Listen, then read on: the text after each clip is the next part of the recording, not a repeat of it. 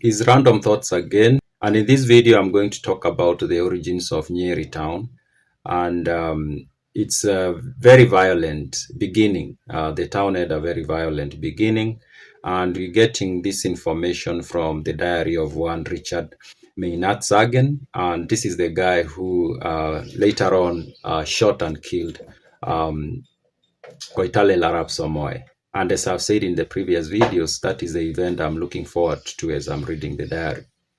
Now, the diary itself was published in 1957 as a book, and it's titled Kenyan Diary 1902 to 1906.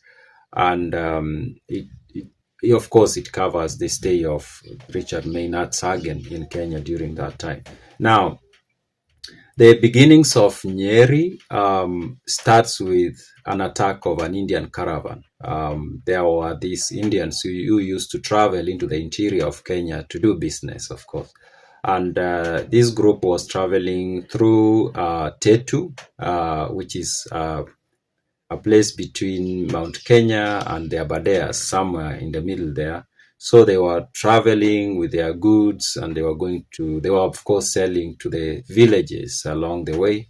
And when they reached somewhere in Tetu, they were attacked and they were killed. All of them were killed, and then their goods were taken away. They were looted. And these reports reached Nairobi in late November of 1902. And when these reports reached Nairobi, the people of Tetu were asked or were demanded to pay a fine for that. But these people were not in the mood of paying any fines, and they sent Meinertzhagen describes the messages as insolent. They were arrogant, rude, and showed no respect for the colonial government that, of course, was setting up at this point. And the colonial government decided to punish them. And they organized for an expedition that was going to go there and punish them and, of course, take away some of their animals as a fine. Now, the expedition started on the 29th of November of 1902. And Meinertzhagen was picked to be one of the two, we can call them generals, who were going to lead this expedition. And Meinertzhagen was supposed to travel with his army from Naivasha towards the Aberdares and then drop into the Tetu area.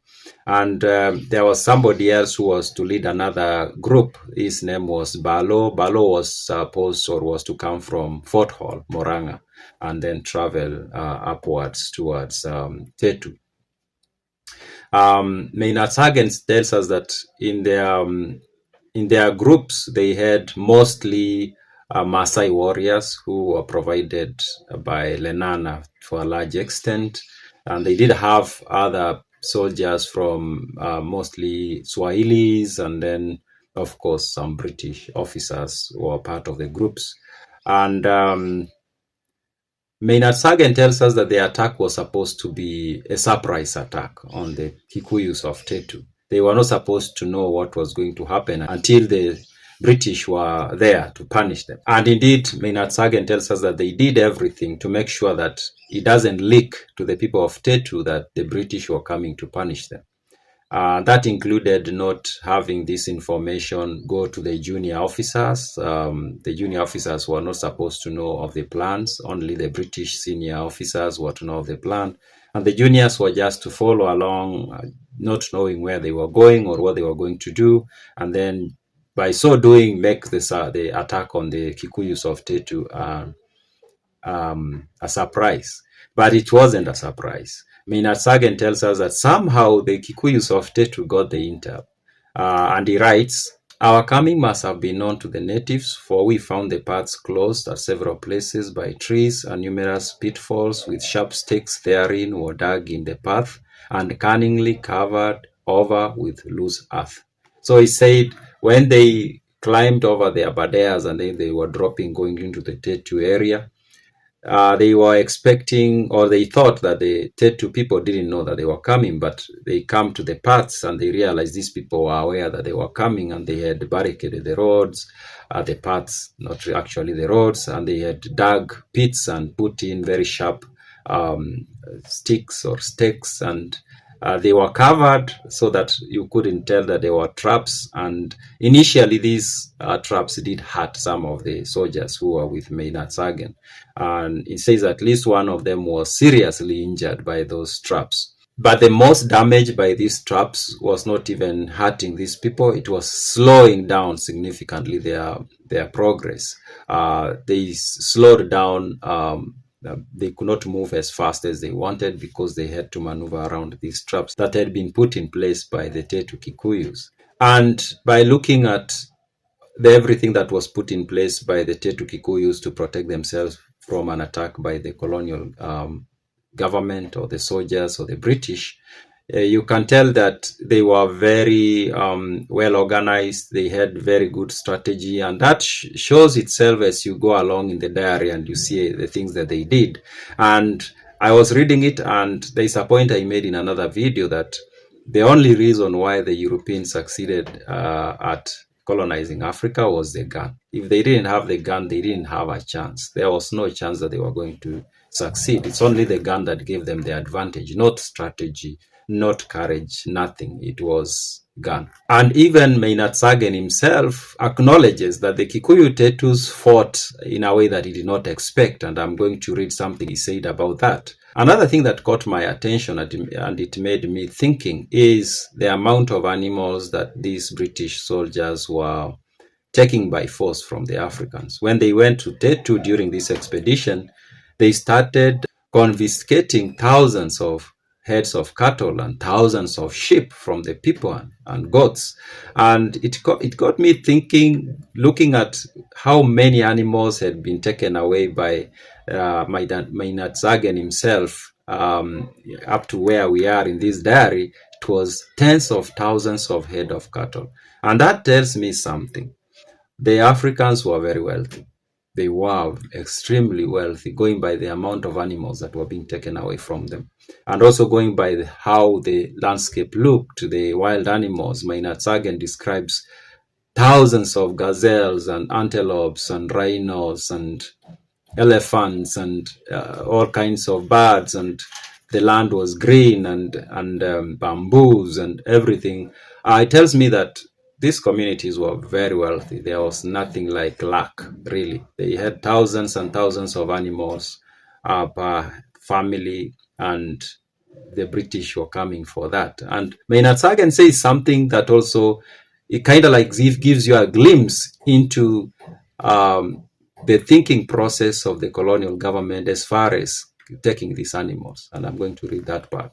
Whatever he says about that comes across as these expeditions, while they were described as punishing this community for doing that or punishing that other community for doing that, what they were actually, at least to some large extent, they were pretext for taking wealth from the Africans.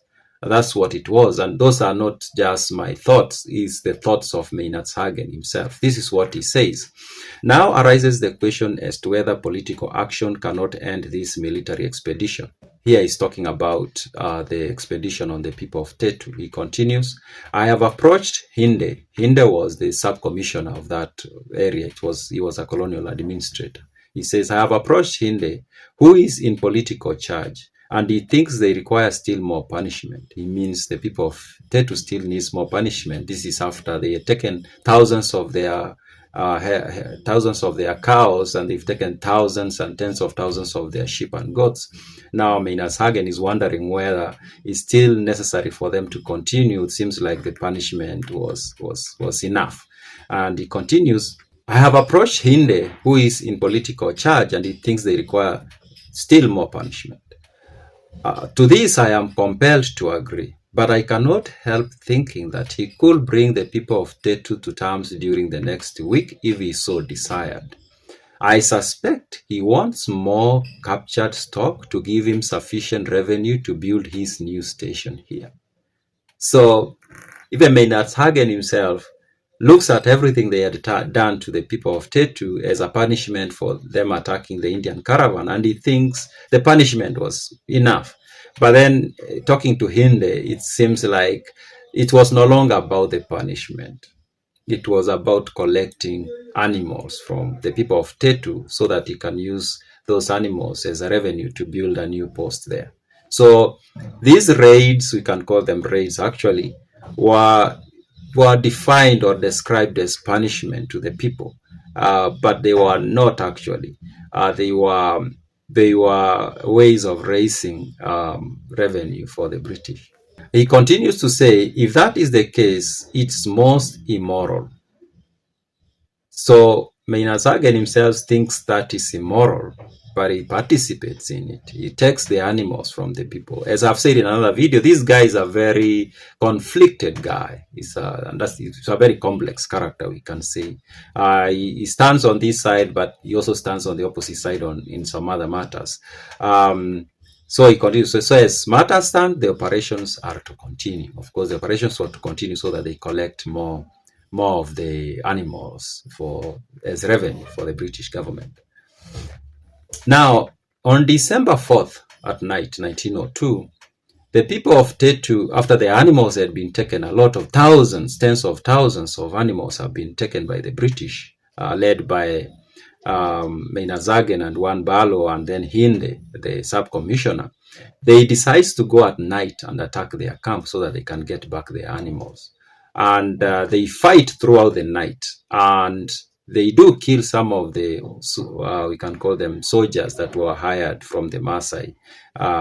They didn't manage to kill any of the British, but they did manage to kill some of the soldiers that were hired by the British from the Maasai.